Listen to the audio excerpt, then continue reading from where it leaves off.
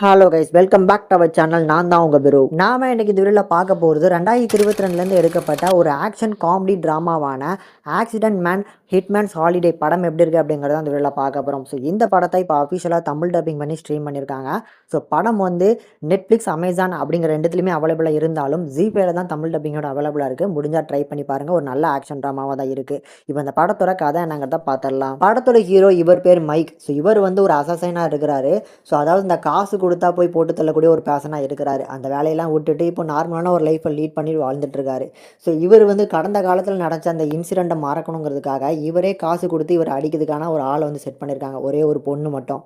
அவங்க வாரத்தில் ஏதாவது ஒரு நாள் வந்து இவங்களுக்கே தெரியாமல் இவங்களை வந்து அடித்து காசு வாங்கிட்டு இவங்ககிட்டேருந்தே போகிறாப்புல.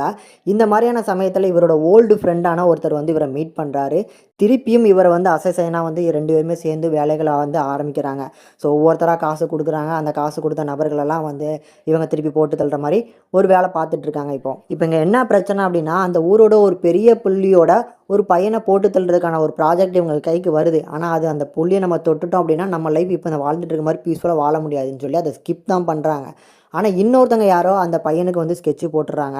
ஸோ அந்த பெரிய புள்ளி இவங்க கிட்டக்க வந்து இவன் ஃப்ரெண்டை பிடிச்சி வச்சுக்கிட்டு என் பையனுக்கு ஸ்கெட்சு போட்டது யார் அப்படிங்கிறது தெரியணும், அது உங்களால் தான் கண்டுபிடிக்க முடியும் அப்படின்னு சொல்லி பிளாக்மெயில் பண்ண ஆரம்பிக்கிறாங்க. இதுக்காக ஹீரோ வந்து அது யார் அப்படிங்கிறத கண்டுபிடிக்க கிளம்புறங்கிறாரு.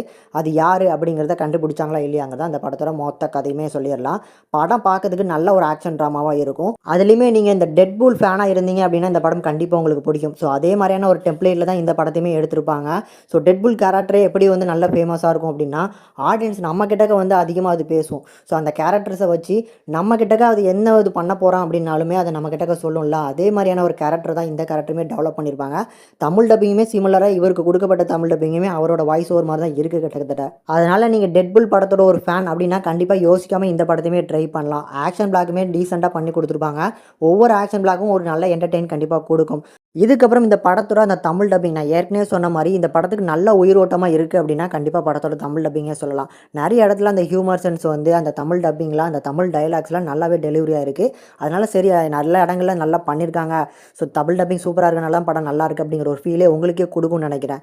பர்ஃபார்மன்ஸ்னு எடுத்துக்கிட்டாலுமே படத்தோட ஹீரோவாக இருக்கட்டும், ஹீரோவுக்கு வர அந்த ஃப்ரெண்டாக இருக்கட்டும், இவர் வந்து காசு கொடுத்து ஒரு அடிக்கிறதுக்கு ஒரு பொண்ணு வச்சுருப்பாங்க. நல்லா இந்த 3 கேரக்டர் எனக்கு ஒரு லைக்கபிள் கேரக்டராக இருந்துச்சு.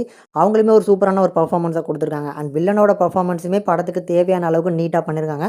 இன்னும் கொஞ்சம் பெட்டரான ஒரு வில்லன் கதாபாத்திரமாக எழுதியிருக்கலாம். ஸோ அது மட்டும் தான் இந்த படத்தில் ஒரு நெகட்டிவ் சைடாக இருக்கும்னு நினைக்கிறேன். ஸோ ஒரு 1.5 மணி நேரத்துக்கு நீங்கள் பார்த்து என்ஜாய் பண்ணுற மாதிரியான ஒரு நல்ல ஆக்ஷன் காமெடி படமாக இருக்குது. ட்ரை பண்ணி பாருங்கள். படத்தை ஃபேமிலியோட பார்க்குற மாதிரி தான் எடுத்திருக்காங்க. இந்த படத்துக்கு நம்ம சேனல் ரேட்டிங்னு பார்க்கும்போது 5க்கு 3.2 வரைக்கும் ரேஷியோ கொடுத்துருக்கும். ஒரு மஸ்ட் வாட்சபிளாகவே சஜஸ்ட் பண்ணுறேன். கண்டிப்பாக ஒரு நல்ல என்டர்டெயின் இந்த படத்துலேருந்து கிடைக்கும் நான் நம்புகிறேன்.